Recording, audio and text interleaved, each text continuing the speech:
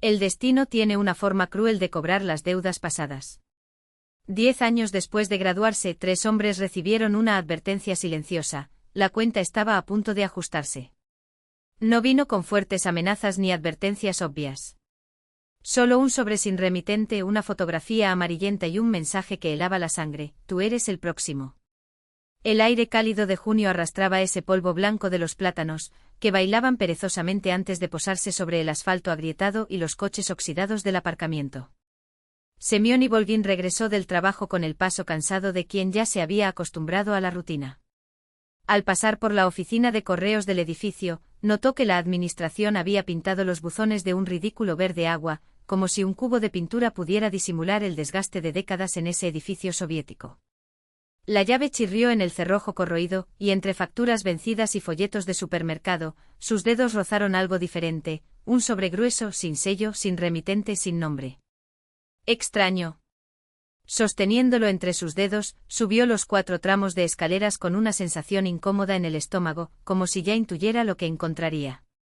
Dentro de su mal ventilada cocineta, con la puerta cerrada tras él, Semyon rompió el papel con manos que de pronto parecieron no obedecerle. No hubo palabras. Solo una imagen: la foto del baile de graduación, mayo de 1998. Rostro tras rostro sonriente, cortes de pelo pasados de moda, vestidos caseros hechos con todo el mimo de madres y abuelas.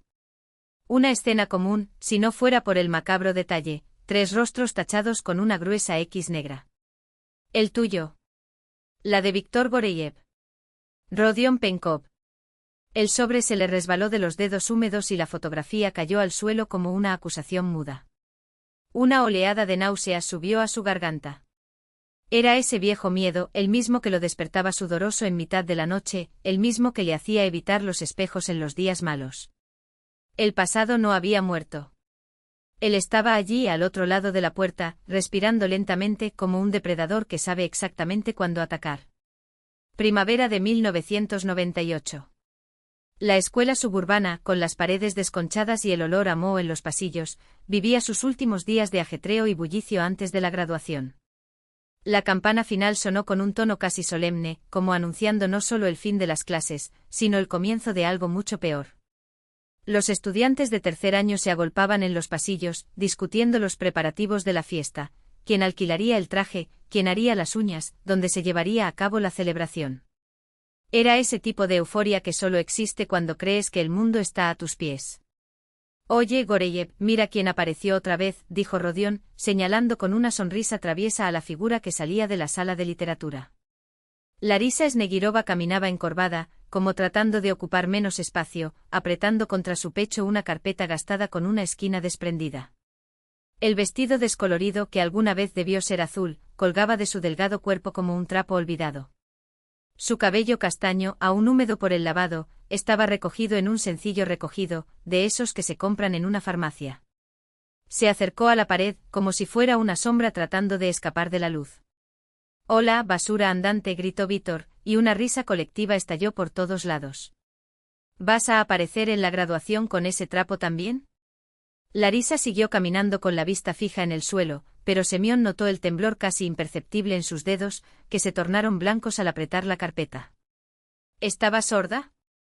Vítor, haciendo gala de unos músculos de los que tan orgulloso estaba, le cerró el paso. «Te estoy hablando a ti, Snegirova. ¿O prefieres que grite más fuerte?» «Déjame en paz, Goreyev», murmuró en voz tan baja que casi se perdió en el ruido del pasillo. Semyon observaba todo desde lejos, apoyado en el alféizar de la ventana. El cabello claro caía sobre su frente y en sus ojos azules había un conflicto que él mismo no podía descifrar. «No participé en las humillaciones, pero tampoco hice nada para detenerlas». Se quedó allí quieto, mientras la vergüenza ardía en su interior como ácido. «¿Qué quieres decir con dejarme en paz?», se burló Vítor, acercando su rostro al de ella. «¿Crees que me olvidé de lo bien que sacaste nuestro examen de geometría?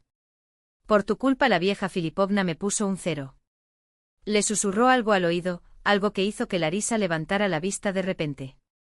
Por un segundo Semyon vio sus ojos, grandes, oscuros, llenos de un dolor tan profundo que era casi físico. Pero también había allí una fuerza extraña, como brasas bajo las cenizas. Antes de que alguien pudiera reaccionar, ella lo esquivó y desapareció por la curva del pasillo. ¿Por qué sigues molestándola?, preguntó Rodion, acercándose. Callarse la boca. Vítor gruñó. Esa rata se lo merece. Fue por ella que fallé esos ejercicios. Pero tú eres el que dejaste la piel al descubierto, aventuró Semyon, sin pensar. Vítor se volvió hacia él con una mirada fría. ¿Estás defendiendo a tu pequeña y apestosa novia, Ivolgin? ¿O has olvidado cómo tu madre te avergonzó delante de todos cuando gastaste el dinero del almuerzo en cigarrillos? El recuerdo lo golpeó como un puñetazo. La escena era demasiado vívida, su madre, agotada después de su turno en la clínica, gritando en medio del pasillo que era un desagradecido, un desperdicio de espacio. Las miradas de los compañeros, las risas ahogadas. La humillación ardió hasta el día de hoy. No estoy defendiendo a nadie, refunfuñó Semyon mirando hacia otro lado. Solo digo que... Olvídenlo, dijo Vítor, golpeándolos a ambos en la espalda con una falsedad de líder. Tengo una idea mejor. Démosle a Snegirova un regalo de despedida después de la graduación. Algo que no olvidará pronto. Y luego, en voz baja y calculadora, describió el plan. Con cada palabra, Semyon sentía que se le daba un vuelco el estómago. Ya no era una broma de mal gusto. Fue algo sucio, violento, irreparable. Pero él no dijo nada. El miedo a ser el próximo objetivo era más fuerte que cualquier escrúpulo. Al día siguiente, mientras fumaban detrás de la caldera del colegio, Semyon vio a Larisa sentada sola en un banco alejado del patio. Estaba inclinada sobre un cuaderno y los rápidos trazos de su lápiz creaban algo que parecía vivo. La curiosidad venció a la cautela. Aprovechando que Vítor estaba distraído hablando de videojuegos, se alejó en silencio y rodeó el banquillo para verlo mejor. Era un boceto de un vestido. No un vestido cualquiera, un modelo elegante con tirantes finos, delicados volantes y intrincados bordados en el bajo. Los detalles eran tan precisos que parecía posible sentir la tela ondeando con el viento. Fue entonces cuando Semyon notó sus manos, largas, delgadas, moviéndose con una gracia inesperada, como si bailaran sobre el papel. Larisa debió sentir su presencia, porque se giró de repente. Sus ojos se encontraron.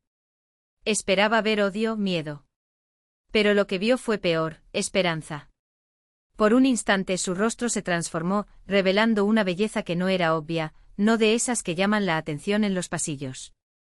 Era algo silencioso, como la luz filtrándose entre las hojas de un denso bosque. Dibujas bien, dijo Semyon, su voz sonó más áspera de lo que pretendía. Larisa cerró el cuaderno con un movimiento brusco y se levantó. ¿Qué quieres? Ve y únete a tus amigos y ríete de mí. Ella agarró sus cosas y se alejó antes de que él pudiera responder. Semyon se quedó quieto, mirando el banco vacío, mientras las palabras de Vítor resonaban en su mente como un presagio. Algo dentro de él gritó para detener esto, para advertirle, para que hiciera cualquier cosa. Pero hubo otro grito más fuerte, el terror de ser rechazado, de convertirse en una broma, de revivir la vergüenza que ya lo había marcado para siempre. Y ese miedo, como siempre, ganó. El verdadero horror no fue la soledad, sino lo que reveló, que siempre supo, en el fondo, que merecía ser un paria.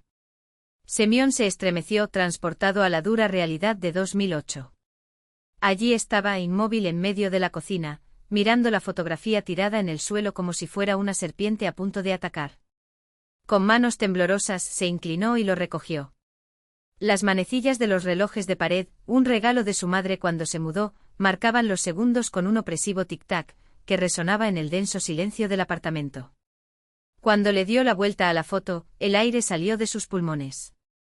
El primero ya recibió su merecido. Tú eres el siguiente. Las palabras ardían como ácido en la retina. Semyon se recostó contra la pared, sintiendo que sus piernas flaqueaban. Su respiración se volvió irregular, manchas oscuras danzaban ante sus ojos. Primero. OMS. Goriev. Pienkov. ¿Qué significa obtuvo lo que merecía? Y sobre todo, ¿quién diablos estaba detrás de esos siniestros mensajes? Él ya sabía la respuesta. Una parte de él siempre supo que esa noche de mayo después de la graduación volvería para perseguirlo. Durante una década, vivió mirando por encima del hombro, sobresaltándose con cada llamada telefónica inesperada, despertándose presa del pánico con pesadillas que le quitaban el sueño. Los dejó empapados de sudor frío. Y ahora, el pasado no solo llamó a su puerta, sino que la derribó con violencia. La imagen de Larisa Snegiriova explotó en su mente con una claridad tortuosa, esos ojos oscuros, llenos de un dolor que nunca se atrevió a nombrar, mirándolo como si fuera ayer. Ni siquiera sabía si ella estaba viva. Y quería saberlo. ¿No sería más fácil creer que ella se había ido, disuelta como la niebla al amanecer, llevándose consigo la culpa que lo había estado carcomiendo durante años?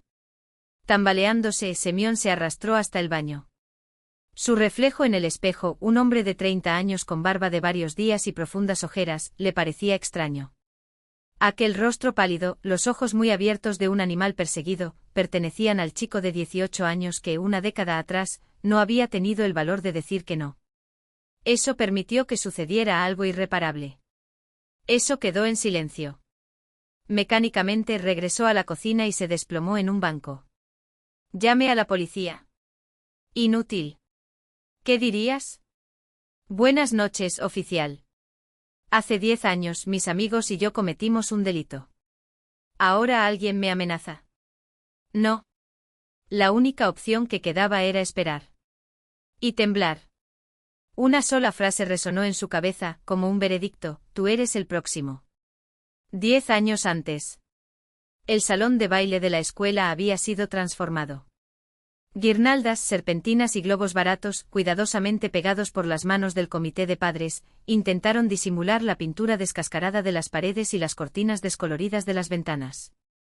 La luz amarilla de las lámparas y la música chirriante de un viejo reproductor de casetes ambientaron una fiesta de graduación en una escuela provincial a finales de los años 90.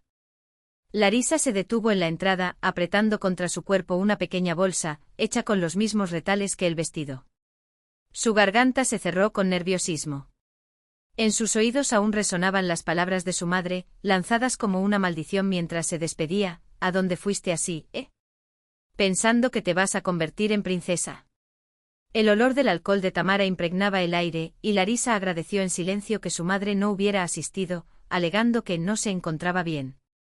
Respiró hondo y cruzó el umbral. El sencillo vestido negro de tirantes finos, cosido a mano en las noches de insomnio, mientras su madre ronca borracha en la habitación de al lado, se amoldaba a su delgado cuerpo, resaltando una gracia que ella misma no sospechaba poseer. Su cabello, generalmente atado en una apretada cola de caballo, ahora caía suelto sobre su espalda en suaves ondas, lavado con jabón de coco y enjuagado con té de manzanilla cosechado en el terreno baldío detrás de la casa. No puede ser. ¿Es Snegiriova? Un susurro proveniente de algún lugar hizo que se le revolviera el estómago. Larisa se ordenó no inmutarse, enderezó los hombros y caminó hacia adelante, mirando al frente. Que hoy, en este último día de clases, ella sería lo que siempre soñó ser. No la bolsa de basura andante, sino una niña. Una chica con futuro. ¿Larka? ¿Tú? Lenka Sorokina, la reina indiscutible de la clase, la miró con una mezcla de asombro y desdén. «¡Guau! ¿Dónde robaste ese vestido?» «Lo hice yo misma», respondió Larisa en voz baja, sintiendo una extraña mezcla de orgullo y vergüenza. Lenka soltó una risa incrédula y le dio la espalda a sus amigas, pero no antes de que Larisa notara el destello de confusión en sus ojos. Por primera vez en su vida, lo que provocaba en los demás no era desprecio, sino sorpresa. Una tímida sonrisa apareció en sus labios. Este pequeño triunfo se vio interrumpido por la llegada de Vítor Goriev.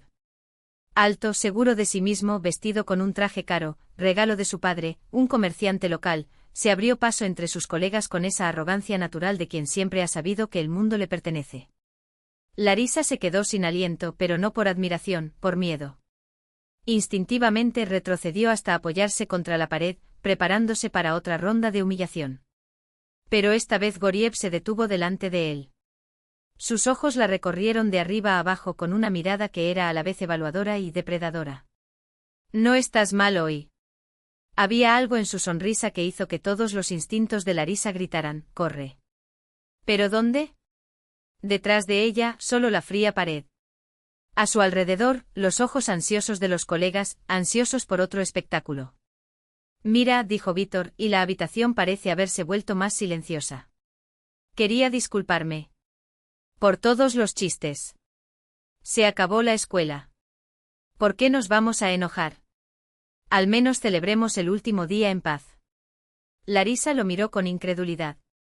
Ese Goriev, el mismo que había transformado a sus antepasados. Aquellos en la escuela en el infierno, ¿te estabas disculpando? Algo cálido y frágil se agitó en su pecho, una esperanza ingenua, casi infantil. ¿Y si fuera verdad? ¿Y si por primera vez la aceptaran? ¿La reconocieron? Vamos a hacer un asado después de la ceremonia, continuó Víctor, sin esperar respuesta. Música, bebidas, ven con nosotros. Sus ojos brillaron con algo que hizo que los instintos de Larisa gritaran, no confíes. Pero otra voz, la voz solitaria de una chica que solo quería un poco de calidez, susurró, ¿y si es una oportunidad? Está bien, respondió ella, en voz tan baja que casi no se escuchó. Solo por un ratito. El peso de esos segundos se prolongó como una eternidad. En coma. Pozbono per. Las palabras resonaron en su cabeza como martillos sobre un ataúd de metal. Semao sintió que el suelo se tambaleaba, como si la tierra bajo sus pies se hubiera convertido en gelatina. Si sobrevive, quedará paralizado. Fue demasiado. Demasiado para ser una coincidencia. Demasiado para ser simple justicia poética. ¿Dónde está? Su voz era áspera, como si alguien le hubiera raspado la garganta con una lija. El hombre detrás del mostrador se encogió de hombros, indiferente a la agonía que devoraba a Semao en su interior. Hospital Regional. Pabellón 3. Pero no tiene sentido correr, detenerse. Si despierta, ni siquiera reconocerá a su propia madre. Semao ya se alejaba, moviendo las piernas por instinto, como si su cuerpo supiera que detenerse significaría desplomarse. El aire frío de la calle le golpeó la cara, pero apenas lo sintió. Su cerebro ardía con una única certeza, estaban muriendo. Uno por uno. Como si una fuerza invisible estuviera ajustando cuentas, cobrando una deuda que Semao creía haber enterrado hace 20 años. El hospital olía a desinfectante y a muerte. Las paredes verdes, descascaradas en algunos lugares, parecían respirar con los gemidos de los pacientes. Encontró el pabellón 3 y se detuvo frente a la puerta entreabierta. En el interior, una figura inmóvil bajo sábanas blancas, rodeada de máquinas que gorjeaban como cuervos presagiando el fin. Rodión. O lo que quedó de ello. Semao se acercó con las rodillas temblando. El rostro del hombre que yacía en la cama estaba hinchado, deformado por los tubos y las vendas. Un ojo, el único visible, estaba entreabierto, vidrioso, como si ya hubiera empezado a ver el otro lado. Él sabe que estoy aquí, pensó Semao, estremeciéndose. Él lo sabe. Rodya, susurró y se le quebró la voz. No hubo respuesta. Ni un parpadeo, ni un suspiro. Solo el sonido mecánico del respirador, marcando el tiempo que quedaba. De repente una mano pesada cayó sobre su hombro. Se giró sobresaltado. ¿Estás relacionado? Una enfermera de aspecto cansado lo miró con recelo. No. Semao tragó. Solo necesitaba verlo. La enfermera frunció el ceño, pero antes de que pudiera decir nada, Semao ya retrocedía, tropezándose. Los pasillos, las escaleras, la salida, todo pasó en un borrón. Solo cuando llegó al estacionamiento se dio cuenta de que estaba llorando. No fueron lágrimas de lástima. Eran lágrimas de terror. Porque ahora solo quedaba uno. Y ese era él. El coche chirriaba en cada curva, como protestando por la velocidad con la que Semao lo empujaba por las calles oscuras. Su casa apareció delante, iluminada solo por la luz amarilla de la farola. Aparcó de todos modos y la puerta se abrió de golpe. Poliña estaba en la sala de estar, todavía en pijama, con el rostro pálido bajo la luz del televisor. ¿Semao? ¿Qué pasó? Estás tan blanco como una sábana. Él no respondió. No pude. Si abría la boca, todo le saldría, la sangre en el asfalto de Orlionok, el grito de Larisa cortado como una cuchilla, el olor a vodka mezclado con miedo.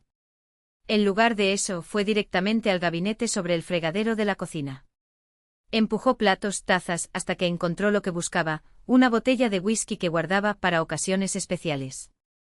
Quitó la tapa y bebió directamente de la botella, el líquido ardía como ácido. Poliña lo miró con los brazos cruzados y los labios fruncidos. ¿Me vas a decir qué está pasando o voy a tener que adivinar? Semao bajó la botella y sus dedos dejaron marcas de humedad en el vaso. Por un segundo casi contó.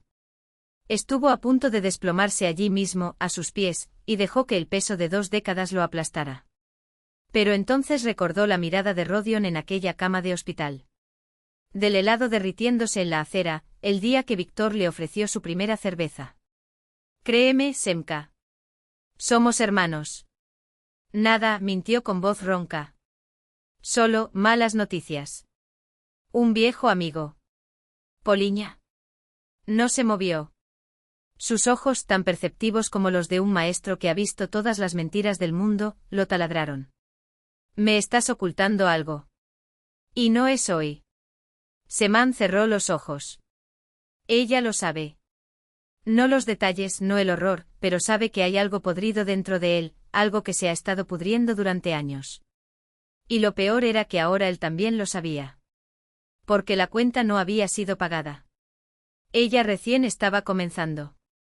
La factura no se pagaría con una mentira. Ni siquiera con 10.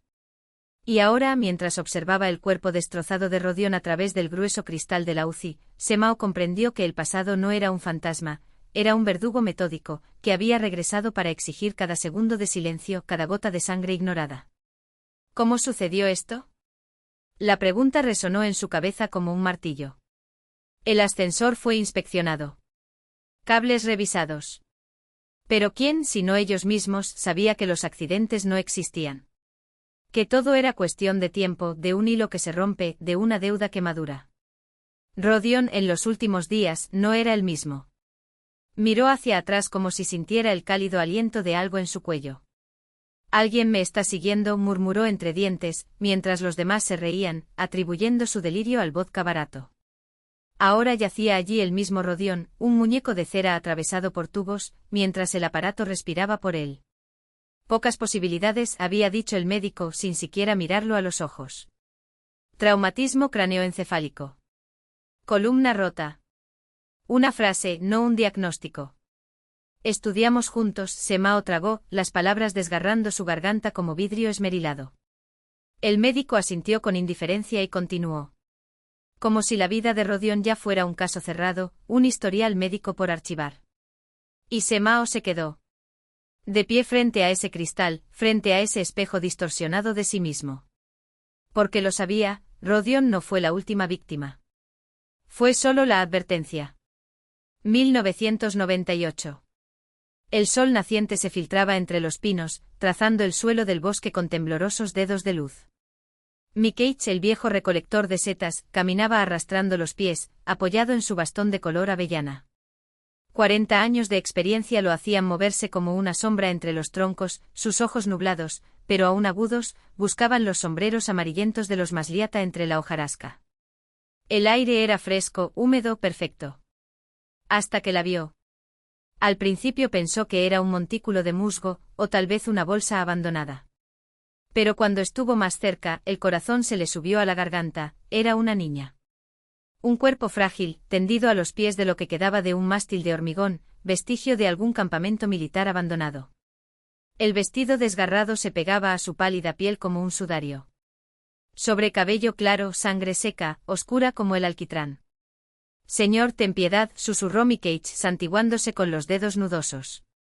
Solo el débil vapor de su aliento, casi imperceptible, demostraba que todavía estaba allí. Entre la vida y lo que vendría después. Las paredes del hospital apretaban a Larry como si fuera un ataúd. El olor a antiséptico, el zumbido de las máquinas, las miradas compasivas de las enfermeras, todo era peor que las manos que la habían aplastado contra el suelo del bosque. Contusión cerebral. Múltiples hematomas. Ruptura. Las palabras de los médicos le llegaron fragmentadas como metralla. Cuando el policía gordo, con la camisa pegada por el sudor, se acercó a la cama, ella volvió la cara hacia la ventana. Afuera, los plátanos agitaban sus hojas tiernas con indiferencia. ¿Va a presentar denuncia, señora? Su voz era untuosa, falsa como la sonrisa de un político.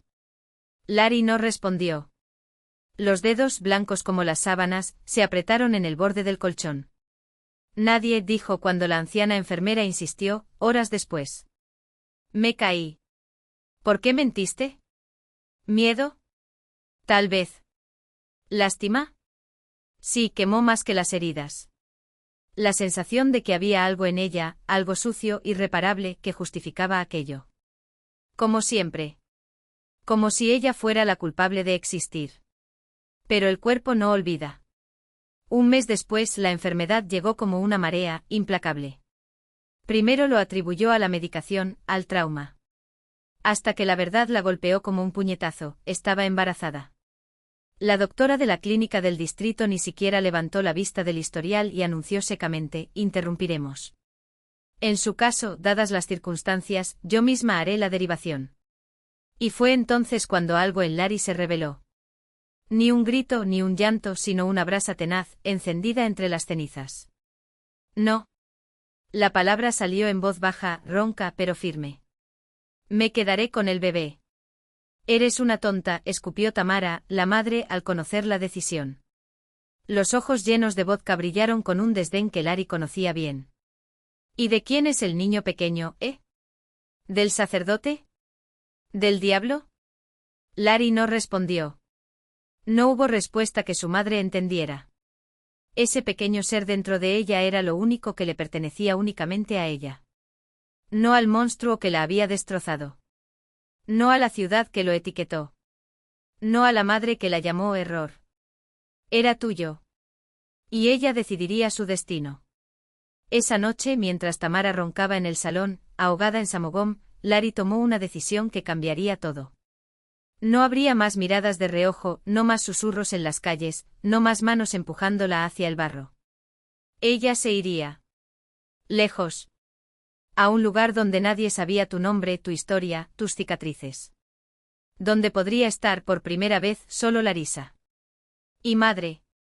El instituto pedagógico recibió a Semao con pasillos resonantes, con olor a pintura fresca y tiza. Una elección extraña para un hombre con su pasado. O tal vez no. Quizás era el único camino posible, intentar desesperadamente convertirse en lo contrario de lo que había sido. 4 años de estudios transcurrieron como un sueño febril. Semao memorizaba fechas, escribía papeles a mano, llevaba cajas en el turno de noche para enviar dinero a casa. Sin novia. Sin amigos. Sin fiestas. Una vez unos compañeros lo arrastraron a una discoteca, el ruido, las luces estroboscópicas, el olor a sudor y alcohol le provocaron pánico, como si las paredes se estuvieran derrumbando. Se escapó avergonzado y nunca más lo invitaron. Se convirtió en el monje y, curiosamente, eso lo alivió. Cada noche solitaria era una penitencia. Cada libro leído, un intento de borrar lo que quedó escrito en la propia piel. El diploma rojo fue su pasaporte a una nueva vida. Cuando el director de una escuela de un pueblo vecino le ofreció un puesto como profesor de historia, Semao lo aceptó como un náufrago en una tabla. Empezar desde cero, un cliché cansado pero cierto. Su madre se resistió al principio. ¿Qué hay de mí a solas con Alionka?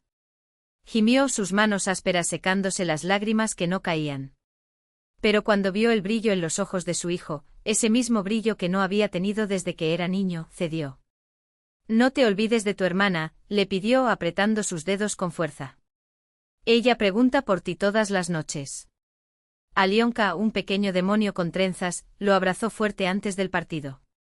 Sema, ¿podrías atraparme un hada allí? Susurró, su aliento caliente en su cuello. Él lo prometió. Le prometió hadas en sobres, cartas llenas de historias, un futuro donde ella no necesitaba saber lo que era el hambre o el miedo.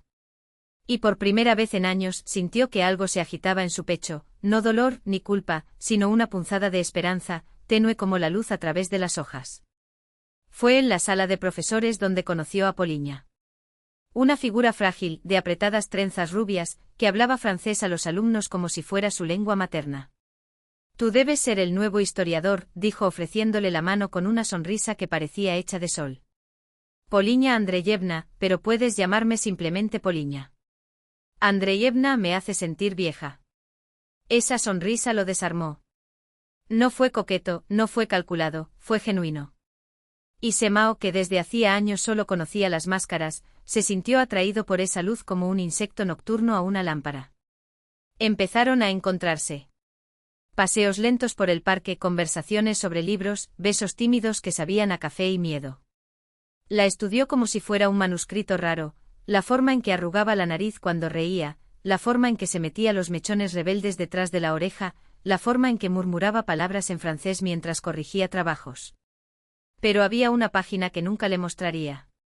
Hasta esa noche, cuando, acostado junto a ella en la estrecha cama, escuchando su respiración tranquila, Semao comprendió, no sabía nada. Nada sobre el chico que era. Nada sobre el bosque. Nada de las manos que alguna vez tuvieron. Se sentó de repente y el sudor frío le pegó la camisa a la espalda. ¿Qué fue?, murmuró Poliña, adormilada. Nada. Su voz sonaba extraña, como si perteneciera a otra persona. Solo una pesadilla. Si tan solo supiera que sus pesadillas no eran sueños, sino recuerdos. Aglaya nació una gélida mañana de febrero de 1999, un ser diminuto con la cabeza redonda cubierta por una pelusa oscura y los puños cerrados, como si se estuviera preparando para luchar contra el mundo. Larika la miró a través de un velo de lágrimas, susurrando entre labios temblorosos. Ulos, eres mío. Solo mío. Escapar de Tamara y sus crisis alcohólicas fue más fácil de lo que imaginaba. La madre ni siquiera protestó cuando su hija anunció que se iba con el recién nacido. Una boca menos, murmuró, ayudándola a recoger sus pocas pertenencias en bolsas de plástico gastadas. La habitación en las afueras de la ciudad, encontrada a través de un anuncio amarillento en el periódico, era un cubículo con las paredes desconchadas, pero tenía una entrada independiente y, sobre todo, estaba lejos del pasado. Allí nadie conoció su historia. Nadie susurró a sus espaldas. Nadie le dirigió miradas de lástima disimulada. Conseguir trabajo con un bebé en brazos era casi imposible. Larika hizo todo lo que pudo, fregó los suelos de los edificios, pegó carteles en las paredes, cosió ajuares y cortinas a medida. Por la noche, cuando Aglaya finalmente se dormía, dibujaba. Dibujó vestidos, blusas, trajes, las mismas siluetas que alguna vez adornaron los márgenes de sus cuadernos escolares, antes de que todo se desmoronara. Cuando Aglaya cumplió 1 año, Larika se matriculó en el curso técnico de diseño de moda. Estudiaba de forma remota en las primeras horas de la mañana, mientras su hija dormía, leyendo libros sobre teoría del color e historia del traje, con los dedos doloridos de tanto trazar líneas. Tienes un don excepcional, le dijo una vez su profesora de modelaje, una mujer de manos nudosas y mirada penetrante. Pero hay mucho dolor en su línea. Puede ahuyentar a los clientes. Larika no mintió, no sé hacerlo de otra manera. Su colección de graduación, fratura con cortes asimétricos que parecían cicatrices o grietas de porcelana, pero que paradójicamente resaltaban la feminidad de quienes los lucían, causó sensación. Un pequeño estudio en el centro de la ciudad le ofreció un lugar. Por primera vez en años, Larika sintió tierra firme bajo sus pies. Aglaya creció extrañamente sabia para su edad, una niña con pocas sonrisas y ojos que parecían ver más allá de las apariencias. A veces Larika captaba en ella gestos que la hacían estremecer, un ceño fruncido, un movimiento brusco de la cabeza, algo que le atravesaba el pecho como una hoja oxidada que reabre una vieja herida. Fue una tarde lluviosa de octubre cuando el pasado los alcanzó. Larika estaba recogiendo a Aglaya, de 5 años, de la guardería cuando se topó con un hombre alto, envuelto en un costoso abrigo de lana. Ella murmuró una disculpa e intentó pasar, pero su mano se cerró alrededor de su brazo con una fuerza que la dejó helada. Larika Sniegiorova, dijo, y el nombre sonó como una frase. Levantó la vista y reconoció al instante el rostro que solo había visto en los periódicos policiales, en las páginas de crímenes sin resolver. La misma frente prominente. Los mismos hombros anchos. La misma barbilla testaruda. Pavel Savitsky. Soy tuyo, dudó. Tu padre. No tengo padre, dijo Larika, presionando la mano de Aglaya contra la suya. Necesito hablar contigo. El apartamento era un espectáculo de opulencia calculada, pesadas cortinas, estatuas de mármol, un olor a dinero y poder que la hacía sentir sucia. Aglaya, sin embargo, se acomodó en el sofá de cuero como si estuviera en casa, observando al extraño con la cautivadora curiosidad de un niño. Llevo años buscándote, admitió Savitsky, sirviendo brandy en copas de cristal. Sus manos temblaban casi imperceptiblemente. Mi madre, dijo Larika, su voz era un hilo de acero. La mujer que destruiste. El vaso flotaba en el aire. No fue así, murmuró bajando la mirada. La amaba. A mi manera. Ella no me quería y yo era joven, impulsivo, un idiota. Suspiró como si el peso de esos años lo aplastara. Pero tú lo pagas hasta el día de hoy. Ella pagó, corrigió Larika. Con la vida. Y pagué con el mío. Savitsky se hundió en el sillón con los hombros encorvados. Dinero o influencia, nada de eso importa. La soledad te carcome vivo hasta el final. Hizo un gesto hacia Aglaya. Pero ahora no se trata de mí. Quiero ayudarte. No sois de la familia, dijo Larika levantándose. Podría ser. Nunca. Piensa en la niña, insistió con voz ronca. Una vida sin privaciones. Estudios, una casa, oportunidades para tu negocio. ¿Qué negocio? Ella se puso tensa. Investigué. Tu trabajo es brillante. Sus ojos brillaron con algo que podría haber sido orgullo. Piensa en su futuro. Larika miró a Aglaya, su abrigo remendado, sus ojos demasiado serios para los de una niña, y luego a aquel hombre, todavía fuerte a pesar de los años, con la escena. El ceño fruncido de quien está acostumbrado a ser obedecido. Pero había algo más en su mirada. Algo que parecía una petición.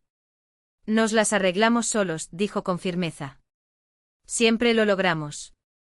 El periódico Verdade do Professor yacía abandonado sobre la mesa de la sala de profesores. Semao lo hojeó distraídamente recorriendo tediosos artículos sobre innovaciones pedagógicas, hasta que una fotografía lo detuvo. Una mujer de postura erguida y mirada desafiante posó en el escenario, con un diploma en las manos. Cabello claro recogido en un moño severo, una pulsera ancha en su delgada muñeca. El pie de foto decía, Larika Sniegiorova, ganadora del concurso regional para jóvenes diseñadores, presenta la colección Renacimiento, elogiada por sus líneas atrevidas y su profundidad psicológica. Semao sintió que se le acababa el aire. Era ella. La chica flaca que dibujaba a escondidas en el patio del colegio. La chica a la que le había fallado. La mujer que a pesar de todo por todo se había levantado de nuevo. Ella había sobrevivido. Más que eso, había triunfado. Había transformado el dolor que le imponían en algo hermoso, algo que el mundo ahora admiraba. El descubrimiento debería haberlo aliviado. En cambio fue como un cuchillo girando en la herida. ¿Semao? Poliña entró en la habitación con el ceño fruncido. Estás pálida. Estoy bien, mintió volviéndose hacia la ventana. Solo un viejo conocido. En la foto.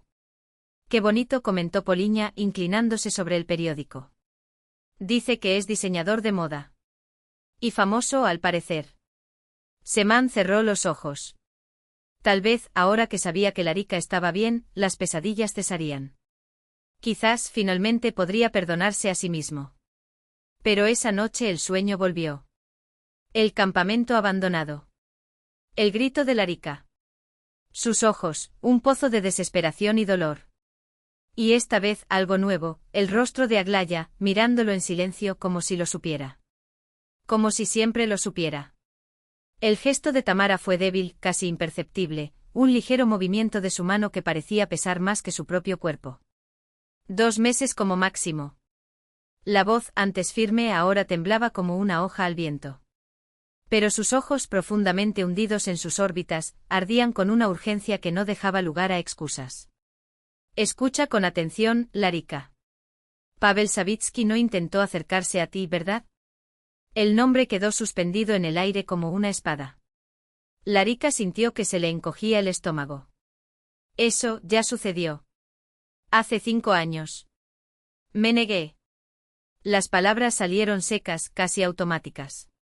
Los dedos de Tamara, sorprendentemente fuertes para alguien tan frágil, apretaron los suyos con una fuerza que dolía. Él es tu padre, sí. Pero un lobo sigue siendo un lobo sin importar el disfraz. La voz se convirtió en un susurro ronco, como si las palabras hubieran sido arrancadas de un lugar demasiado profundo para decirlas en voz alta. Necesito que sepas algo antes de que sea demasiado tarde. Los ojos húmedos se fijaron en los de Larika, como si intentaran grabar en ellos una verdad que no podía borrarse. No me arrepiento de haberte dado a luz. Ni por un segundo. Incluso si él fuera el precio. Las lágrimas corrieron por las mejillas hundidas de Tamara, surcando su piel como ríos sobre tierra reseca. Larika se los secó con los dedos, sintiendo cada hueso bajo la fina piel, cada rastro de la mujer que alguna vez había sido joven y hermosa, y que ahora desaparecía ante ella como arena entre sus dedos. Yo tampoco me arrepentí nunca, mamá. La voz se quebró. Nunca. Tamara se estremeció como si esas palabras hubieran desencadenado algo en su interior. Con un esfuerzo sobrehumano se apoyó en los codos, sus ojos febriles brillaban con una luz que no era la de esta vida. Dime, hija. Voy a morir pronto. Pero quiero llevarme esto a la tumba sabiendo. ¿Quién fue? El silencio que siguió fue tan denso que Larika sintió su peso en sus pulmones. Miró aquellas manos temblorosas, el rostro que ya era más máscara que carne, y supo, ya no había lugar para la mentira. Allí no. Entonces no. Entonces ella le dijo. Le habló de la graduación, del campamento abandonado donde el aire olía a moho y miedo. Sobre ellos tres, la risa que se convirtió en gritos, la noche que dividió su vida en antes y después, como un hueso roto que nunca sanó adecuadamente. Cuando terminó, Tamara se quedó quieta, con los ojos fijos en el techo, como si buscara respuestas en las grietas de la pintura descascarada. Luego, en un tono que heló los tuétanos de Larika, dijo: pagarán. Los tres. Mamá, no quiero venganza, respondió Larika, exhausta. Solo quiero seguir adelante. Por Aglaya. Pero Tamara ya no escuchaba. Sus dedos, antes firmes, se aflojaron sobre las sábanas, y el único. Su último aliento salió como un secreto entre sus dientes. 3 días después, Savitsky recibió un sobre amarillento con la letra temblorosa de la mujer que una vez había amado y traicionado. Después de enterrar a Tamara, se encerró en su estudio, donde el olor a cuero envejecido y al whisky caro no lograban disimular el peso del pasado. Sacó la libreta de contactos del cajón y sus dedos vacilaron sobre los números como si tocaran cicatrices. Durante años había intentado expiar sus pecados no ante Dios, ese jefe de allá arriba, como decía con amarga ironía, sino ante su propia conciencia. Donaciones anónimas, favores a desconocidos, la ilusión de que el dinero podía lavar manchas que ni el tiempo había borrado.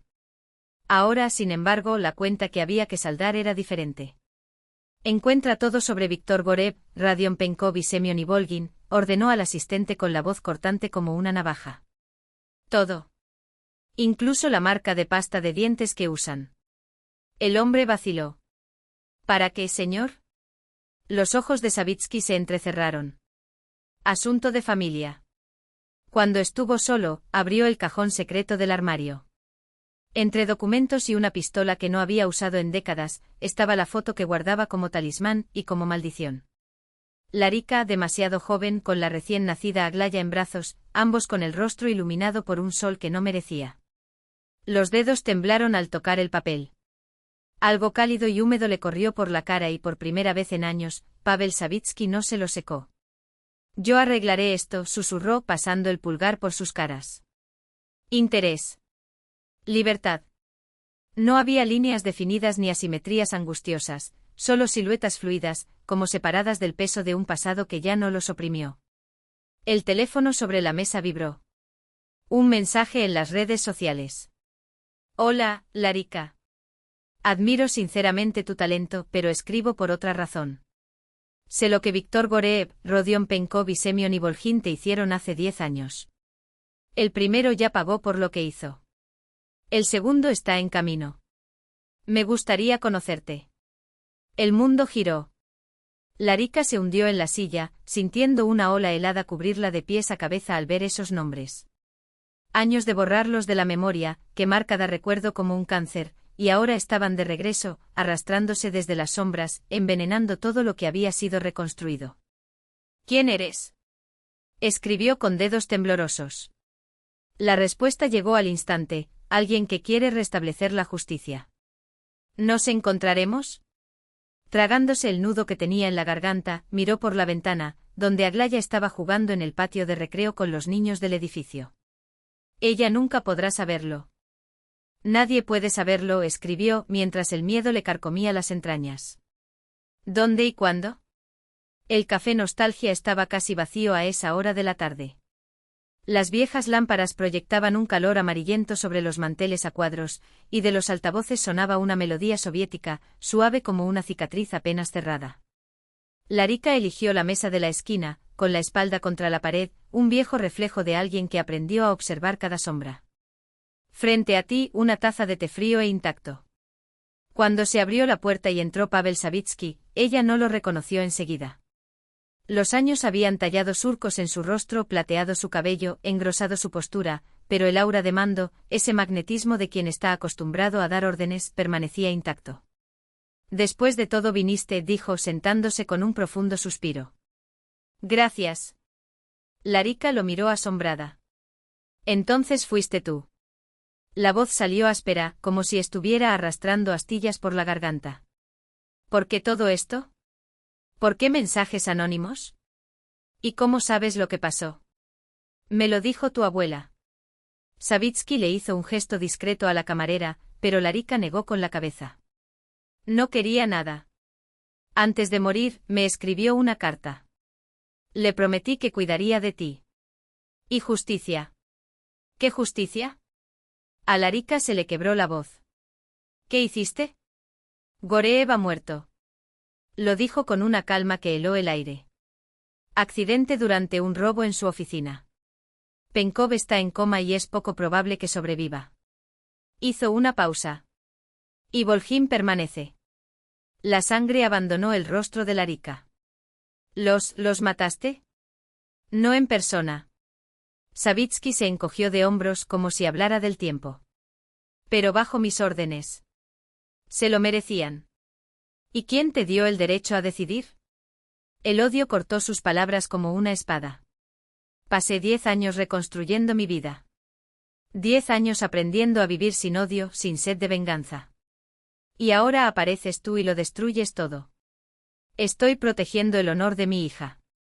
Él. Su voz era rockera. Eso es lo que debe hacer un padre. ¿Un padre? Larika se rió amargamente. ¿Dónde estabas cuando mi madre se ahogaba en vodka y yo me moría de hambre? ¿Dónde estaba cuando me humillaron en la escuela? ¿Dónde estaba cuando, a los 19 años, di a luz a un niño sin saber cómo alimentarlo? Cada palabra fue un golpe. Tú no eres mi padre. Eres un hombre que solo se acuerda de tener una hija cuando le conviene.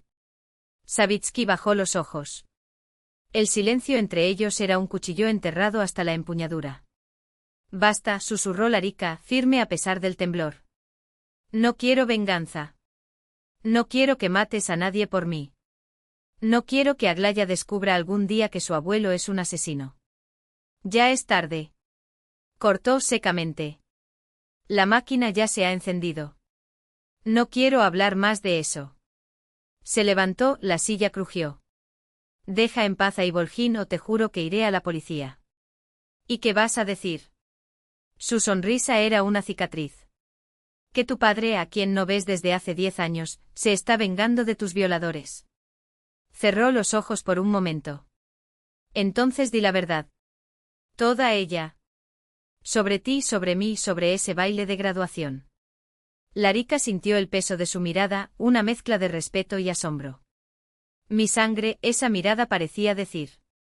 Mi heredero. Lo pensaré, concedió Savitsky de mala gana. Pero no prometo nada. Poliña preparó la cena cantando una canción francesa mientras el sonido de los cubiertos y el aroma del pan recién hecho llenaban la cocina de una enfermiza normalidad. Todo tan común. Muy seguro. Tan falso. Semyon estaba en la puerta observando a su novia, y se sintió como un ladrón, un impostor que había robado esa felicidad sin merecerla. Ahí está nuestro historiador, Poliña sonrió sin mirar. Justo a tiempo para el gratinado. ¿Quieres té o café? Tragó con dificultad. Necesitamos hablar. Algo en su voz la hizo congelarse. Se secó las manos lentamente con el paño y apagó la estufa. ¿Qué pasó? Su garganta ardía. No soy quien crees. No dramatices. Intentó sonreír, pero su mirada permaneció seria, como si ya lo intuyera. Hace 10 años, la voz de Semyon era el filo de una navaja, otros 2 chicos y yo violamos a una niña. En un campamento de pioneros abandonado después de graduarse. El silencio que siguió fue espeso como el alquitrán. Poliña se hundió en su silla, con los ojos fijos en él, como si lo viera por primera vez. Eso es verdad. Miró por la ventana, incapaz de soportar esa mirada. Sí. Y ahora alguien se está vengando. Goreev ya está muerto. Penkov está en coma, al borde de la muerte. Yo soy el siguiente. La pausa se prolongó dolorosa. Cuando Semyon finalmente se dio la vuelta, Poliña se cubrió la cara con las manos. Di algo, pidió. Irse. Su voz era un suspiro entrecortado. Por favor. Falda. Se puso de pie de un salto con los ojos inundados de lágrimas y furia. No te conozco. ¿Él entiende? Amaba a un hombre que no existía. Semyon tomó la chaqueta en silencio. Ni siquiera tomó las cosas. ¿Para qué? Poliña tenía razón, aquel Semyon que compraba rosas y recitaba a Baudelaire nunca había existido. Era solo un caparazón, y debajo siempre estaba el niño aterrorizado que se convirtió en monstruo por cobardía. En la oficina de correos lo esperaba una carta. En el interior, una foto, Larika con una niña pequeña. En el reverso, una palabra, espera. Pronto nos encontraremos. El sol de julio invadió el apartamento sin piedad, iluminando cada grieta de las paredes desconchadas, cada partícula de polvo suspendida en el aire. Semyon se sentó en el borde del sofá deformado, escuchando el lento tic-tac del reloj. El tiempo era algo extraño. A veces había demasiado, otros carecían cruelmente. Y había momentos en los que simplemente se detenía, como una mosca atrapada en ámbar, y no podías dar marcha atrás ni avanzar. Como ahora. Le temblaba la mano cuando alcanzó la botella que estaba sobre la mesa, pero la retiró. No. El alcohol ya lo había destruido todo una vez. En cambio, tomó la foto del último sobre. Alerce. Su hija. La mujer cuya vida había ayudado a arruinar y el niño que tal vez llevaba su sangre. Los rostros se desdibujaron ante sus ojos, no por las lágrimas, sino por el cansancio de 3 noches de insomnio. Entonces, como un relámpago atravesando la noche, llegó la claridad. 10 años huyendo. 10 años escondiéndose detrás de máscaras de decencia. ¿Y para qué? Un apartamento vacío y la sombra de un castigo que se acercaba, inexorablemente en la oscuridad. Quizás lo único que le quedaba era dejar de correr. Giro de vuelta. Cara de. Y frente a lo que había hecho, aquel cuya vida había destrozado. No para pedir perdón, Semyon no era tan ingenuo, sino para, por primera vez en su vida, actuar como un hombre. No como el chico asustado que siempre fue. Cogió el teléfono y marcó el número del director de la escuela. Oleg Petrovich, soy Ivolgin. Necesito una licencia urgente. Una pausa. Sí, ya sé que es el final del semestre. Pero es impostergable. El trimestre casi había terminado, pero las circunstancias, demasiado graves para ignorarlas, no dejaban lugar a dudas. El camino hacia el centro regional devoró 4 horas de su vida, cada curva de la vieja Devyaca gimiendo como si llevara no solo el peso del metal oxidado sino también el peso de una culpa que nunca había dejado de crecer. El viento fuerte invadió la ventana abierta, trayendo el olor amargo a ajenjo y polvo, como si la tierra misma susurrara, aquí no perteneces. No fue difícil encontrar el estudio de Snegiriov. El nombre de Larisa, que alguna vez fue sinónimo de vergüenza, ahora brillaba en guías y directorios, transformado en un símbolo de algo que nunca pudo entender, el Renacimiento. Un antiguo edificio de 2 plantas con escaparates donde los maniquíes mostraban elegantes siluetas como fantasmas de lo que pudo haber sido su vida. Sobre la puerta, discreta pero inconfundible, había una placa con la imagen de un Snegiriov, ese pájaro rojo que, decían, traía suerte. Semyon aparcó al otro lado de la calle y se quedó helado, con los dedos todavía agarrando el volante como si fuera el último ancla antes del naufragio. ¿Qué vas a decir, Semyon? Hola, Larisa. ¿Te acuerdas de mí? Soy quien ayudó a destruir tu juventud. Ahora he vuelto, no por remordimiento, eso sería demasiado fácil, sino porque un asesino me persigue y de repente descubro que tengo una hija. Una hija que tú criaste sola, mientras yo fingía ser un hombre. Ridículo. Obsceno. Y sobre todo, egoísta. Las horas pasaban lentamente. Observó el ir y venir de los clientes, mujeres con paquetes amarillos en la mano, la sonrisa de satisfacción de alguien que había encontrado algo hermoso en medio del caos. Dos jóvenes asistentes se alternaron en el mostrador, pero Larisa no apareció. El sol empezó a ponerse pintando las paredes de rosa, como si el propio cielo se burlara de su cobardía. Entonces la puerta del estudio se abrió de nuevo. Una niña pequeña con un vestido azul saltó a la acera, seguida por una mujer con paso tranquilo y un bolso al hombro. Semyon se inclinó hacia adelante, sus ojos ardían mientras intentaba capturar cada rasgo de ese rostro infantil. Cabello claro recogido en una coleta alta, barbilla ligeramente puntiaguda, gestos animados mientras le decía algo a su madre, sus manos bailando en el aire como si el mundo fuera un escenario y ella la protagonista. No había ninguna duda. Era Oglaya. Tu hija. Una oleada de terror y asombro lo paralizó. ¿Cómo pudo nacer algo tan puro, tan luminoso, de aquellos minutos de oscuridad y violencia? Qué cruel ironía del universo, o tal vez su misericordia más sutil, había permitido que la vida floreciera donde solo debería haber ruina. Las palabras de Dostoyevski, que tantas veces había citado en conferencias sobre moral y redención, ahora lo golpearon como una espada: la belleza salvará al mundo. ¿Pero qué derecho tenía él a abordar eso? Larisa no lo vio. No podía verlo, escondido detrás del volante de un auto que olía a aceite quemado y a arrepentimiento tardío. Pero si ella miraba en su dirección, si sus ojos, esos mismos ojos que él alguna vez había evitado encontrar, lo reconocieran, ¿qué quedaría sino odio? O peor, indiferencia. No merecía respuestas. No merecía el perdón. Pero por primera vez entendí que eso no era lo que necesitaba. Necesitaba evitar que la sombra que lo perseguía alcanzara a esos dos. Porque si Pavel Savitsky descubriera la verdad sobre Oglaya, no habría moral ni código que lo detuviera. Y Semyon, que había pasado su vida huyendo, finalmente tenía algo, alguien, por lo que valía la pena luchar. Incluso si eso significara enfrentarse no solo a sus demonios, sino también a los de Larisa. Incluso si eso lo destruyó. Savitsky asintió, reconociendo la verdad en sus palabras. Luego, una vez más, desvió la mirada hacia las fotografías que estaban sobre la mesa. Aunque acepte dejar en paz a Ivolgin, pronunció lentamente con una pausada crueldad en su tono, ya es demasiado tarde. La rueda ya se ha puesto en marcha. ¿Qué quieres decir con eso? Una ola de ansiedad inundó el pecho de Larisa. Di órdenes a mis hombres. La respuesta de Savitsky fue evasiva. Los dedos tamborilean sobre la madera pulida. Para vigilarlo. Probablemente vendrá solo a ti. Hemos enviado suficientes señales. ¿Por qué? La voz de Larisa se rompió en un grito ahogado. Quería que sufriera miedo antes. No terminó. Un fuerte golpe en la puerta lo interrumpió. Valentín, el mismo hombre que Semyon había conocido en el hospital, entró sin esperar permiso. Jefe, el coche de Ivolgin acaba de aparcar delante del estudio de su hija. Los ojos del hombre brillaron con satisfacción depredadora. Lleva allí una hora. Observando. ¿Qué hacemos? Larisa sintió que se le helaba la sangre. Semyon está aquí.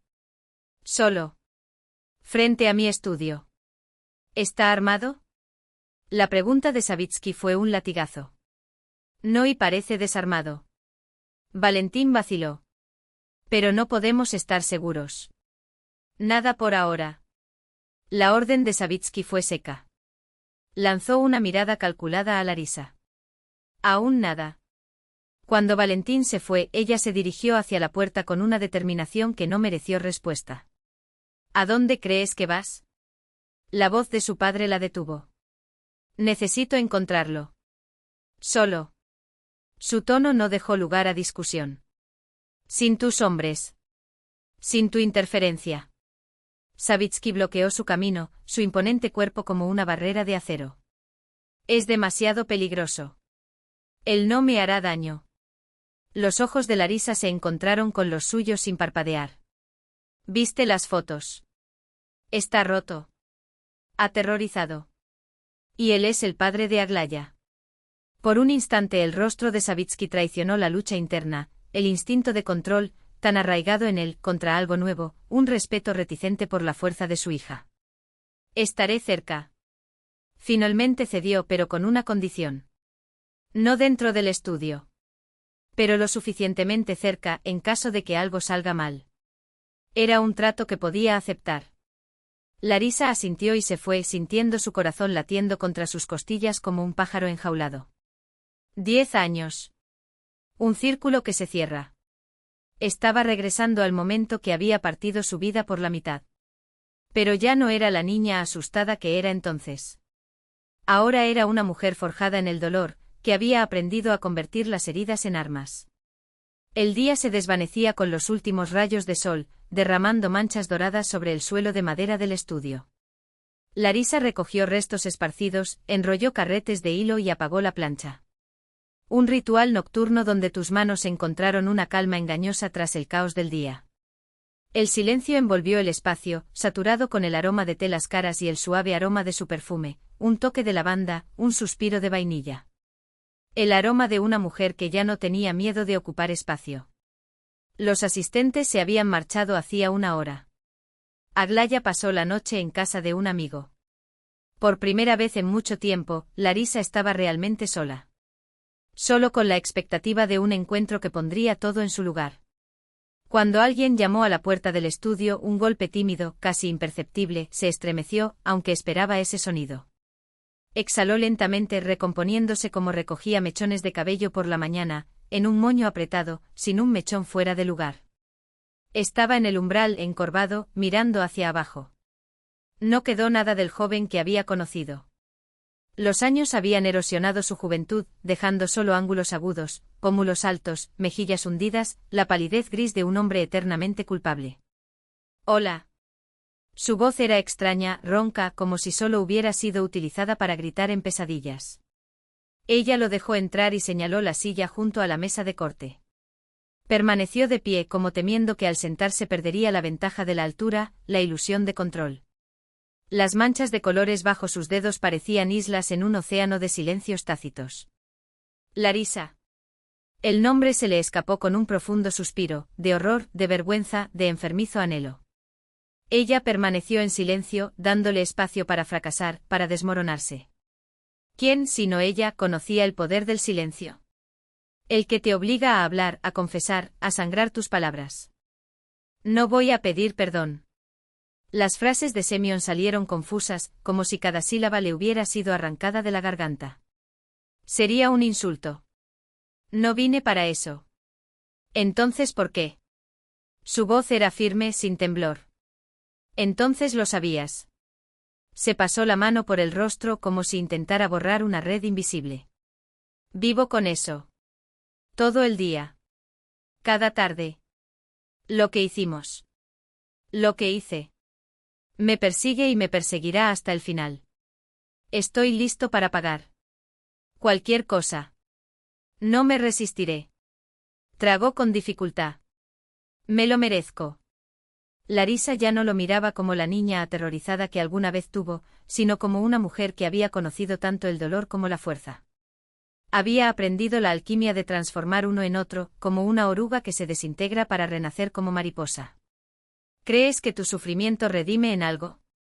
Su pregunta fue un susurro, y el uso del íntimo tú los transportó de regreso a aquellos adolescentes que habían sido. No. Sacudió la cabeza. Nada redime. Solo quería que supieras antes. Le llegaron cartas. Amenazas. Goreev está muerto. P está al borde de la muerte. Tengo entendido que soy el siguiente. ¿Y viniste a despedirte? Un tono de ironía atravesó su voz. No. Semyon levantó los ojos azules exhaustos, como unos vaqueros gastados por el dolor. Vine a verte. Mira que estás bien. ¿Quién logró sobrevivir? Lo cual se convirtió en... No había ninguna afectación en sus palabras, solo una verdad cruda y expuesta. ¿Y si no lo hubiera logrado?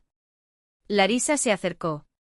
Si yo, como tantas víctimas, me hubiera ahogado en alcohol, o me hubiera suicidado, o me hubiera convertido en un cascarón vacío, estarías aquí, Sema. Se estremeció al oír el diminutivo, eco de una vida que ya no existía. No sé. La respuesta fue honesta y dolorosa. Me gustaría pensar que sí. Pero siempre he sido un cobarde. En ese momento, la puerta del estudio se abrió de golpe con estrépito. 4 hombres de anchos hombros vestidos de negro irrumpieron en el espacio. Antes de que Larisa pudiera reaccionar, se lanzaron hacia Semyon. Le torcieron los brazos y le dieron un puñetazo en el estómago. No se resistió, se volvió blando como un muñeco de trapo deshuesado. ¿Qué estás haciendo? El grito de Larisa rasgó el aire. Detener. Inmediatamente. Valentín, el mismo que había entrado antes, saludó a los demás con un breve gesto. Arrastraron a Semyon, ya inconsciente tras un violento golpe en la cabeza, hacia la salida. Orden del jefe. Su voz era indiferente, dirigida a Larisa. ¿A dónde lo llevan? Ella lo agarró del brazo y sus uñas se clavaron en la tela. ¿Dónde empezó todo? Valentín le estrechó la mano, deshaciéndose de ella. Decide el jefe. Yo no. Larisa se arrojó hacia el teléfono tan pronto como la puerta se cerró detrás de ellos. Le temblaban tanto los dedos que se equivocó 2 veces en el número antes de poder marcarlo. Sí, hija. La voz de Savitsky sonaba serena, como si hubiera estado esperando esa llamada. ¿Qué hiciste? Su voz se quebró. ¿A dónde lo llevaron? Al lugar donde empezó todo. El sonido de un motor resonó de fondo. Justicia, ¿no crees? Ven si quieres ver cómo se hace. Tu justicia.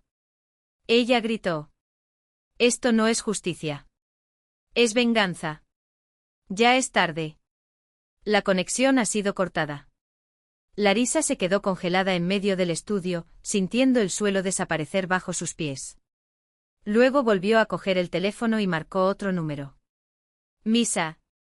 Su voz era un hilo de aire cuando respondió. Te necesito. Ahora. Es una cuestión de vida o muerte. El coche atravesó la noche y los faros atravesaron la oscuridad.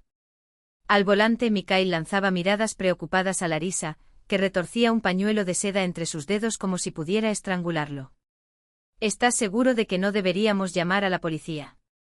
Su voz era tensa cuando adelantó a un camión que iba a toda velocidad. Esto es un secuestro, Lara.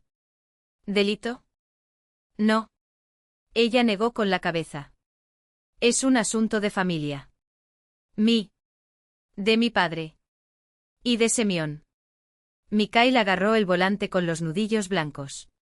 Entonces comenzó, pero la frase murió en sus labios. ¿Qué quedó por decir? El camino por delante era un túnel sin luz. Y al final, una cuenta que saldar con sangre. Di algo, suplicó, incapaz de soportar más el silencio. Te admiro, respondió con la voz ronca como la grava. Tu fuerza. Tu coraje. Y los odio a todos. Cada uno que le causó dolor.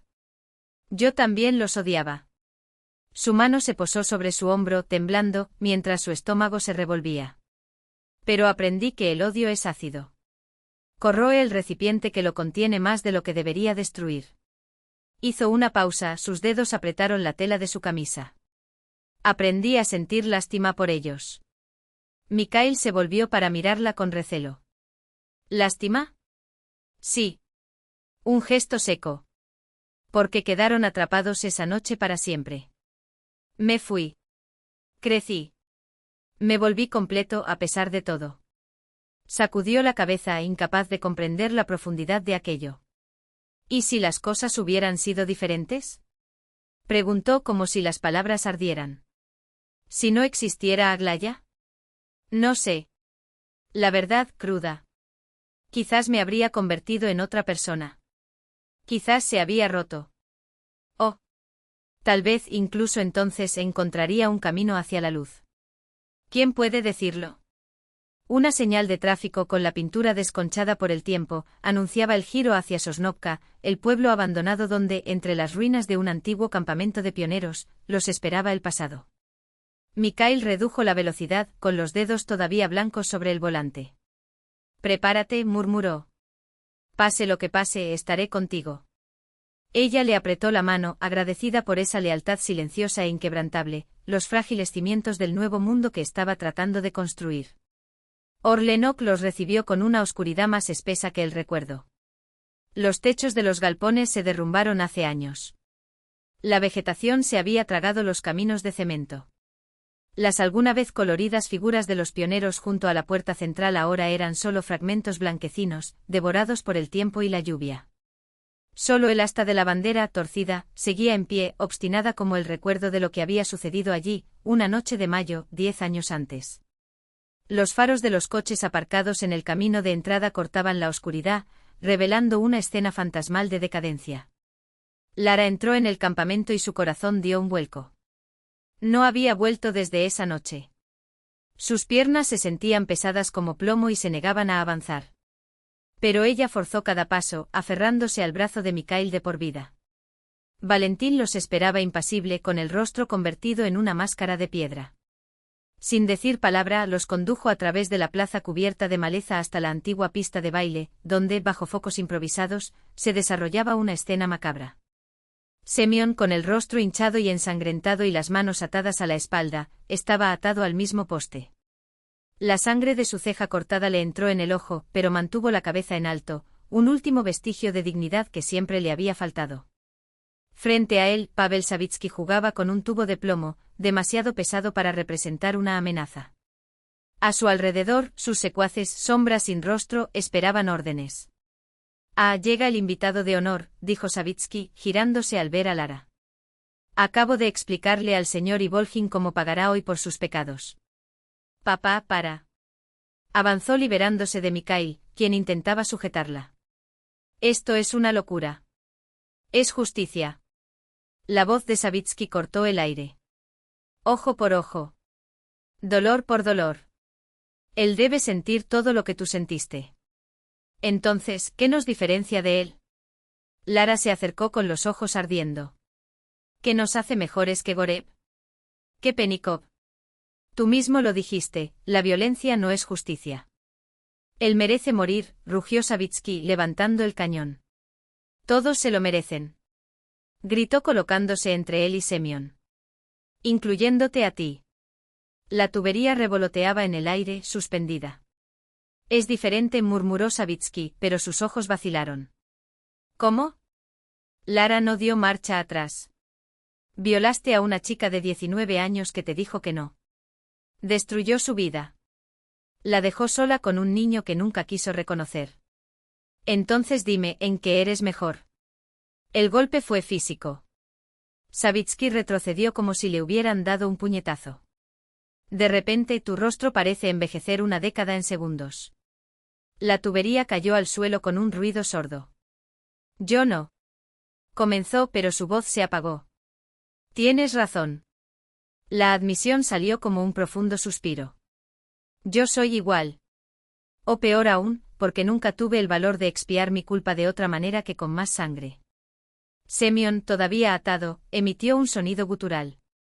«Aglaya». Jadeó. «Ella es mi hija». Lara se volvió hacia él. En sus ojos no había miedo a la muerte, solo terror infinito. «Sí», confirmó en voz baja. «Entonces pregunto una cosa». Tragó fuerte con la voz entrecortada. «No estoy pidiendo clemencia. No pido piedad. Acepto todo. Pero no se lo hagas saber. ¿Que crees que tu padre era cualquier cosa menos eso?». Suplicó su mirada. «Es el único pedido que hago». Savitsky los miró confundido, como si la tierra se hubiera abierto bajo sus pies. «¿No tienes miedo de morir?», preguntó incrédulo. «Sí», admitió Semyon. «Pero tengo más miedo de ver, algún día, en los ojos de mi hija, el mismo asco que veo en el espejo todas las mañanas». Por encima de ellos, el viento azotaba un trozo de tela sobre el asta de la bandera, los restos de una bandera pionera, descoloridos, casi podridos. Símbolo de una época en la que prometían un futuro radiante, sin saber que el camino para llegar allí estaría teñido de sombras. ¿Vas a dejar que ella crea que estás muerto?, preguntó Lara. Es mejor un héroe muerto que un monstruo vivo, respondió Semyon. Algo se movió en el ojo. Aire de Savitsky, como si una capa de hielo se estuviera resquebrajando, revelando algo profundo, casi olvidado. Avanzó hacia Semyon, rodeándolo como un depredador evaluando a su presa. Lara contuvo la respiración, lista para intervenir. Mikhail, unos pasos detrás, tensó los músculos, listo para saltar. Pero Savitsky, en un gesto inesperado, sacó un cuchillo y cortó las cuerdas que ataba las muñecas de Semyon con un solo movimiento. Vete, ordenó con voz áspera. Y no te atrevas a acercarte a mi hija ni a mi nieta. Semyon se tambaleó, le temblaban las piernas, como si no pudiera creer su repentina libertad. Se tocó las muñecas marcadas por las ataduras, mirándolas como si pertenecieran a otro hombre. No entiendo, tartamudeó. Vete antes de que cambie de opinión. Savitsky se volvió hacia sus hombres. Valentín, llévalo de regreso a la ciudad. Y está cerrado. Semyon, tropezando, dio unos pasos hacia Lara. No puedo pedir perdón, murmuró. Pero te juro que haré todo lo que pueda para enmendarlo, si es posible. Vete, dijo, mirando hacia otro lado. Y vivir con ello como lo he hecho durante años. Cuando se llevaron a Semyon, solo Lara, Mikhail y Savitsky quedaron en la pista de baile abandonada. ¿Por qué lo soltaste?, preguntó mirando a su padre. Se dejó caer sobre un escalón de hormigón y de pronto se encorvó, envejecido. Porque me vi en el espejo. Su voz era un rastro de ceniza. Somos iguales. La única diferencia es que él admite su culpa, y yo la escondo detrás del deseo de venganza. Te castigaste con esto, observó Mikhail, saliendo de las sombras. Tu pasado. Tu crimen. Proyección clásica. Savitsky lo miró con una sonrisa cansada. Psicólogo inteligente, ¿eh? Sacudió la cabeza. Tal vez. Quizás quería matar a su yo más joven. El que no encontró palabras y usó la fuerza. El que destruyó a una mujer y se escapó sin mirar atrás. ¿Y ahora? Lara lo miró como si viera a un extraño, el hombre de hierro que, de repente, se había deshecho de su armadura. No lo sé, admitió Savitsky por primera vez en décadas. Por primera vez, realmente no sé qué hacer a partir de ahora. El viento aullaba, sacudiendo las ramas secas como huesos contra el cielo. Los pinos mecían sus copas puntiagudas contra el cielo plomizo. A lo lejos retumbaban truenos sordos y amenazadores, la tormenta de mayo se acercaba, como aquella noche. Pero ya no eran los mismos. Los tres parados al borde de una intersección desconocida de destinos, donde el pasado y el futuro se entrelazan como raíces bajo la tierra. El mes de mayo de ese año había sido generoso en luz y calidez. Los manzanos del jardín público junto al nuevo Renaissance Center estaban cubiertos de una espuma blanca de flores, tan pura que hacía daño a los ojos. Lara los observó a través del gran ventanal del segundo piso, mientras se ajustaba distraídamente los pliegues de su vestido azul, el mismo que había usado el día que todo cambió. Hoy era el día de la inauguración, un hito tallado en el tiempo y la valentía. Un año. 12 meses que se prolongaron como un solo suspiro largo y sofocante, entre el dolor y la curación. Un año que trajo tantas transformaciones que por momentos, Lara sintió que estaba viviendo la vida de otra mujer. La mañana siguiente a aquella noche en Orlenok los recibió con una lluvia torrencial. Mikhail la llevó a casa en el coche y ella durmió todo el camino, con el rostro enterrado en su hombro, como si no hubiera dormido en años. Como si una montaña se hubiera derrumbado de su espalda, como si la piedra de 1000 toneladas que llevaba desde los 18 años se hubiera desmoronado de repente en arena. Mami. La voz de Aglaya la hizo regresar. Han llegado visitas, te están esperando. La niña estaba apoyada contra la puerta, esbelta y alta, tejida por la luz del sol y la brisa primaveral. Al cabo de un año había crecido, había perdido sus rasgos infantiles y sus ojos ya no mostraban esa sombra heredada de desconfianza, el eco silencioso de un dolor maternal transmitido por un cordón invisible. Ya voy, mi amor, sonrió Lara. El gran salón estaba lleno de gente. Periodistas, activistas, donantes. Mikhail saludó a los invitados en la entrada, erguido con su traje impecable, el hombre que había aprendido a ser un refugio sin necesidad de palabras. 5 meses antes, se habían casado en una ceremonia íntima, solo con sus seres más cercanos. Aglaya llevaba los anillos y su sonrisa era tan radiante que Lara sintió que se le hacía un nudo en la garganta. «Mereces ser feliz», le susurró Mikhail esa noche cuando finalmente estuvieron solos. «Lo sé», respondió ella, tocándole la cara. «Ahora lo sé». Él. Se abrió la puerta del vestíbulo y apareció Pavel Savitsky. Después de Orlenok desapareció durante meses. Lara no sabía dónde estaba, pero escuchó que había abandonado el negocio, había pasado el imperio a sus socios y se había aislado en algún lugar remoto. Hasta que regresó con un proyecto en las manos, planos arquitectónicos, fondos y una determinación que no pedía perdón, sino que lo construyó, ladrillo a ladrillo, en las paredes de aquel edificio. Sus vínculos aún eran frágiles, como hielo nuevo en un lago, pero algo estaba cambiando, derritiéndose lentamente. Nunca supo disculparse con palabras, pero cada viga, cada ventana, cada habitación de aquel centro era una confesión silenciosa. «Mira cuánta gente». Aglaya, con la naturalidad de los niños, corrió hacia él. Ya lo llamaba dedo abuelo, título que Savitsky había aceptado con una mezcla de asombro y gratitud. Pasó su mano por el cabello claro de la chica, y Lara captó en sus ojos una mezcla de humildad y reconocimiento, cosas que su boca insistía en no decir. Entonces, cerca de la entrada, apareció Semyon. Había venido solo. Poliña no había podido superar su pasado y Lara la entendía. Algunas heridas son abismos, no sanan, simplemente aprendemos a vivir con su sombra. Pero Semyon ya no era el animal perseguido que alguna vez fue. Era un hombre que había encontrado, demasiado tarde, la manera. Cuando se entregó a la policía con una confesión completa, muchos no lo entendieron. El tribunal consideró el plazo de prescripción, el arrepentimiento sincero, las cartas de apoyo. La sentencia fue indulgente, libertad condicional y servicio comunitario. Lara había guardado el recorte de periódico con el informe del juicio en el archivo del centro. No como un recordatorio del dolor, sino como una prueba de que otro camino era posible. «Hola», Semyon se detuvo a una distancia respetuosa. «Hola», respondió ella. Llegó a tiempo. Empecemos ahora. Sus diálogos siempre han sido así, breves, contenidos.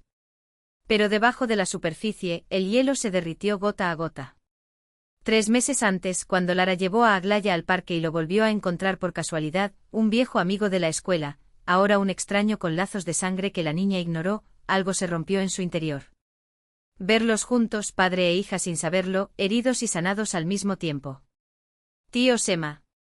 Aglaya saludó con la mano desde el otro lado de la habitación. «Venir. El dedo y yo tenemos algo que mostrarte». Lara vio que el rostro de Semyon se tensaba. Una mueca de alegría, culpa y gratitud infinita, todo en un segundo. Era extraño como los ojos decían en un abrir y cerrar de ojos lo que la boca tardaría toda una vida en explicar. Comenzó la ceremonia. Mikhail habló de forma sencilla pero profunda, sobre cómo romper los ciclos de violencia, sobre cómo las víctimas necesitan algo más que silencio, necesitan manos extendidas. De cómo el tiempo no cura solo, simplemente ofrece la oportunidad de comenzar a sanar. Lara subió al escenario a continuación. El salón quedó en silencio. Habló en voz baja, pero cada palabra resonó. «Este año vinieron a verme mujeres. Madres, hijas, hermanas. Mujeres que sobrevivieron, pero no supieron vivir. Nuestro centro se llama Renacimiento», hizo una pausa y su voz no tembló, «porque todos merecemos nacer de nuevo. No como víctimas, sino como personas que han pasado por el fuego y el agua y aún conservan la capacidad de amar. Amarse a sí mismos, a sus hijos, a la vida». Dudó por un momento. «Y tal vez aprender a perdonar». Sus ojos recorrieron al público. En un rincón, Semyon escuchó a Aglaya charlar animadamente. Del otro lado, Savitsky con el rostro de un viejo romano tallado en mármol, dolor y sabiduría fusionados en rasgos profundos. Sus ojos se encontraron. 2 hombres cargando con el peso de sus propios pecados. Sin palabras, dijeron todo. «Entiendo. Yo también pasé por esto». Una mano cálida se posó sobre su hombro. «Miguel». El hombre que se había convertido en su ancla, que amaba sus cicatrices tanto como su fuerza. Que había abrazado a su hija como si fuera suya. Que la veía no como una superviviente, sino como una mujer. El tiempo no cura todas las heridas, pensó Lara, mirando a esos tres hombres cuyos destinos se entrelazaban con el de ella como hilos de un tapiz rasgado y remendado. Pero el perdón da fuerza para seguir adelante. A través de la ventana abierta, el viento de mayo traía el aroma de los manzanos en flor.